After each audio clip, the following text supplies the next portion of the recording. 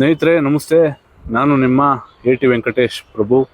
ಇದು News18 digital. ಇತ್ತೀಚಿನ ದಿನಗಳಲ್ಲಿ ಹಳ್ಳಿಕಾರ್ ನಾಟಿ ಹಸುಗಳ ಸಂಖ್ಯೆ ಬಹಳ ಕಡಿಮೆ ಆಗ್ತಾ ಇದೆ.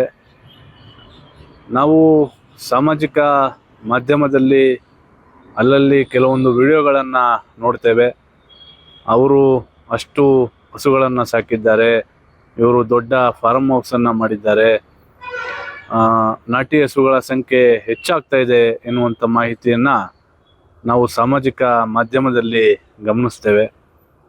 ಆದರೆ ವಾಸ್ತವದಲ್ಲಿ ಯೋಚನೆ ಮಾಡಬೇಕಾದಂಥ ವಿಚಾರ ಏನು, ನಾಟಿ ಹಳ್ಳಿಕಾರ್ ಹಸುಗಳ ಸಂಖ್ಯೆ ಬಹಳ ಕಡಿಮೆ ಆಗ್ತಾ ಇದೆ. ಯಾಕಂದರೆ ಇವತ್ತು ಬೆಂಗಳೂರು ನಗರ ಆಗಿರ್ಬೋದು, ಜೊತೆಗೆ ಗ್ರಾಮಾಂತರ ಭಾಗ ಆಗಿರ್ಬೋದು, ಎಲ್ಲ ಕಡೆ ಕೂಡ ಜನ ಬಹುತೇಕ ಏನು ಸೀಮೆ ಹಸುಗಳ ಮೊರೆಯನ್ನು ಹೋಗಿದ್ದಾರೆ.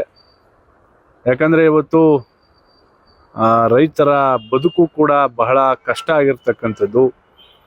ಇವತ್ತು ಸೀಮೆ ಹಸುವನ್ನು ಕಟ್ಕೊಂಡಂಥ ರೈತರ ಬದುಕು, ಆ ಒಂದು ಹಸು ಕೊಡ್ತಕ್ಕಂಥ ಹಾಲಿನಿಂದ ತಮ್ಮ ಬದುಕನ್ನು ಕಟ್ಕೊಂಡಿರ್ತಕ್ಕಂಥ ಎಷ್ಟೋ ಉದಾಹರಣೆಗಳು ಕೂಡ ನಮ್ಮ ಕಣ್ಣು ಮುಂದೆ ಇದೆ. ಯಾಕಂದರೆ ಇವತ್ತು ಒಬ್ಬ ರೈತ ಪ್ರತಿದಿನ 2 ಬಾರಿ ಬೆಳಗ್ಗೆ ಮತ್ತು ಸಂಜೆ ಸೇರಿ ಕನಿಷ್ಠ 15 ಲೀಟರಿಂದ ಕೆಲವೊಬ್ಬರು ಏನು 200 ಲೀಟ್ರು 300 ಲೀಟ್ರು ಹಾಲಿನ ಒಂದು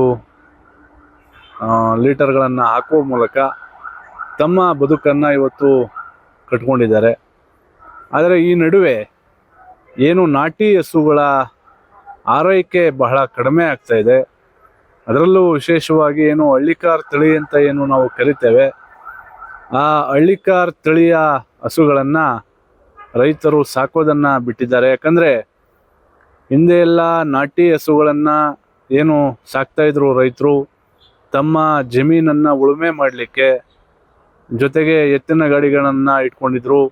ತಾವು ಬೆಳೆದಂಥ ಬೆಳೆಗಳನ್ನು ಒಂದು ಸ್ಥಳದಿಂದ ಮತ್ತೊಂದು ಸ್ಥಳಕ್ಕೆ ರವಾನೆ ಮಾಡಬೇಕಾದ್ರೆ ನಾಟಿ ಹಸುಗಳು ಬಹಳ ಅವಶ್ಯಕವಾಗಿ ಬೇಕಾಗ್ತಾ ಇತ್ತು. ಆದರೆ ಇತ್ತೀಚಿನ ದಿನಗಳಲ್ಲಿ ಆಧುನಿಕ ಯಂತ್ರೋಪಕರಣಗಳು ಮಾರುಕಟ್ಟೆಗೆ ಲಗ್ಗೆ ಇಟ್ಟಿರುವಂಥ ಹಿನ್ನೆಲೆ, ಜೊತೆಗೆ ಏನು ರೈತರು ಭೂಮಿಯನ್ನು ಉಳುಮೆ ಮಾಡಲಿಕ್ಕೂ ಕೂಡ ಟ್ರ್ಯಾಕ್ಟರ್ ಮತ್ತು ಇನ್ನಿತರೆ ಯಂತ್ರೋಪಕರಣಗಳ ಬಳಕೆ ಮಾಡ್ತಾ ಇರುವಂಥ ಹಿನ್ನೆಲೆ ಇವತ್ತು ನಾಟಿ ಹಸುಗಳ ಸಂಖ್ಯೆ ಬಹಳ ಕಡಿಮೆ ಆಗಿದೆ. ಎಲ್ಲೋ ಅಲ್ಲಲ್ಲಿ ಒಬ್ಬರು ಕೇವಲ ಫ್ಯಾಷನ್ಗಾಗಿ ಇವತ್ತು ನಾಟಿ ಹಸುಗಳನ್ನು ಸಾಕೊಳ್ತಾ ಇದ್ದಾರೆ. ಆದರೆ ರಾಮನಗರದ ಬನ್ನಿಕೊಪ್ಪೆಯ ಓರ್ವ ರೈತ, ಗುತ್ತಲೇಗೌಡ ಎನ್ನುವಂಥ ರೈತ, ತಮ್ಮ ಶೆಡ್ನಲ್ಲಿ ಸರಿಸುಮಾರು 32 ನಾಟಿ ಹಳ್ಳಿಕಾರ್ ಹಸುಗಳನ್ನು ಸಾಕಿದ್ರು. ಈಗ ಅದರಲ್ಲಿ ಕೆಲವೊಂದು ಹಸುಗಳನ್ನು ಮಾರಾಟವನ್ನು ಮಾಡಿ ಸರಿಸುಮಾರು 15 ಹಸುಗಳನ್ನು ಈಗ ತಾವು ಸಾಕೊಂಡಿದ್ದಾರೆ.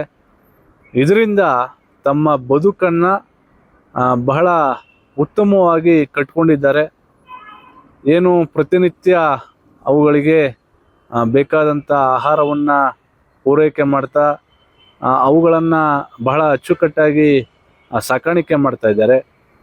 ಹಾಗೆ ಏನು ಅವುಗಳಿಂದ ತಮ್ಮ ಬದುಕನ್ನು ಬಹಳ ಅಚ್ಚುಕಟ್ಟಾಗಿ ಕಟ್ಕೊಂಡಿದ್ದಾರೆ. ಯಾಕಂದರೆ ಇವತ್ತು ನಾಟಿ ಹಸುಗಳು ಮರಿಯಾಗ್ತಂಥ ಸಂದರ್ಭದಲ್ಲಿ ಅವುಗಳನ್ನು ಮಾರಾಟ ಮಾಡಿದ್ರೆ ಬಹಳ ದೊಡ್ಡ ಮಟ್ಟದ ಹಣ ಕೂಡ ಸಿಗ್ತಾ ಇರುವಂಥದ್ದು.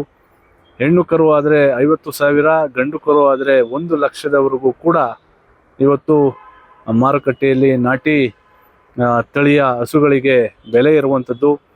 ಈ ನಿಟ್ಟಿನಲ್ಲಿ ರಾಮನಗರ ತಾಲೂಕಿನ ಬನ್ನಿಕೊಪ್ಪೆ ಗ್ರಾಮದ ಗುತ್ತಲೇಗೌಡ ನಾಟಿ ಹಸುಗಳನ್ನು ಸಾಕುವ ಮೂಲಕ ತಮ್ಮ ಬದುಕನ್ನು ಬಹಳ ಅಚ್ಚುಕಟ್ಟಾಗಿ ಕಟ್ಕೊಂಡಿದ್ದಾರೆ. ಜೊತೆಗೆ ರಾಜ್ಯ ಸರ್ಕಾರದ ಸಹಕಾರ ಕೂಡ ಇದೆ. ನರೇಗಾ ಯೋಜನೆಯಿಂದ 57,000 ರೂಪಾಯಿ ಅವರಿಗೆ ದನದ ಕೊಟ್ಟಿಗೆಯನ್ನು ನಿರ್ಮಾಣ ಮಾಡಲಿಕ್ಕೆ ಅನುದಾನ ಕೂಡ ಸಿಕ್ಕಿದೆ.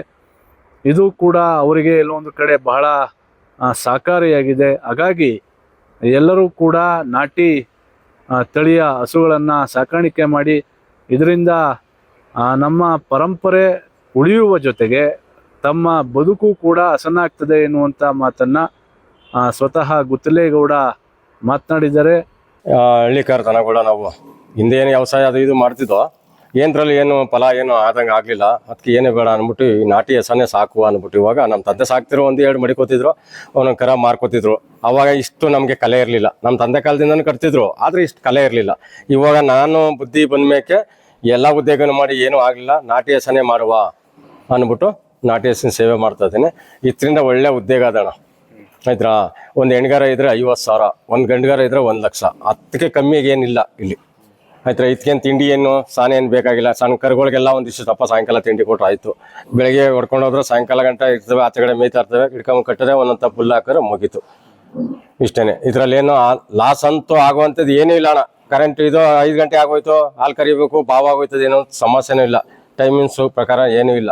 ಆ ಥರ ಅದೇ ಕುಡಿದ್ರೆ ಒಂದು ಕರ ನೋಡಿ, ಈ ಕರ ಐತೆ ಇಲ್ಲಿ, ಈ ಕರ 1 ಲಕ್ಷಕ್ಕೆ ಹೇಳೋರೆ ಕೊಡಲಿಲ್ಲ ನಾನು. ಹಿಂಗೈತೆ 45,000 ತಂದಿದ್ದೆ ನಾನು. ಒಳ್ಳೆ ಉದ್ಯೋಗ ಐತ್ರಿ. ಮಹಾತ್ಮ ಗಾಂಧಿ ರಾಷ್ಟ್ರೀಯ ಉದ್ಯೋಗ ಖಾತ್ರಿ ಯೋಜನೆಯಡಿ 2024-25ನೇ ಸಾಲಿನಲ್ಲಿ ದನದ ಕೊಟ್ಟಿಗೆ ನಿರ್ಮಾಣ ಮಾಡೋದಕ್ಕೆ 57,000 ರೂಪಾಯಿ ಕ್ರಿಯೋಜನೆ ತಯಾರಿಸಿ ಕೆಲಸ ಮಾಡಿಸಿದ್ವಿ.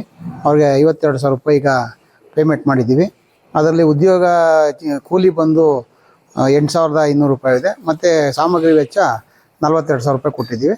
ಇವರು ಉತ್ತಮವಾಗಿ ದನಿನ ಕೊಟ್ಟಿಗೆ ನಿರ್ಮಾಣ ಮಾಡಿಕೊಂಡು ಹಳ್ಳಿಕಾರ ನಾಟಿ ದನ ಸಾಕಾಣಿಕೆ ಮಾಡಿಕೊಂಡು ಜೀವನ ಮಾಡ್ತಾರೆ. ಇವರು ಒಳ್ಳೆ ಕ್ರಿಯಾಶೀಲ ರೈತರಾಗಿರ್ತಾರೆ. ಗ್ರಾಮ ಪಂಚಾಯತಿಯಿಂದ ಇಂಥ ಉಪಯೋಗನ ಪಡ್ಕೊಳ್ಳಿ ಅಂದ್ಬಿಟ್ಟು ಸಾರ್ವಜನಿಕರಲ್ಲಿ ಕೇಳ್ಕೊಳ್ತಾ ಇದ್ದೇನೆ. ಈ ಬಗ್ಗೆ ಏನು ರಾಜ್ಯದ ಯುವ ರೈತರಿಗೆ ಅವರು ಒಂದು ಸಂದೇಶವನ್ನು ಕೂಡ ಕೊಟ್ಟಿದ್ದಾರೆ.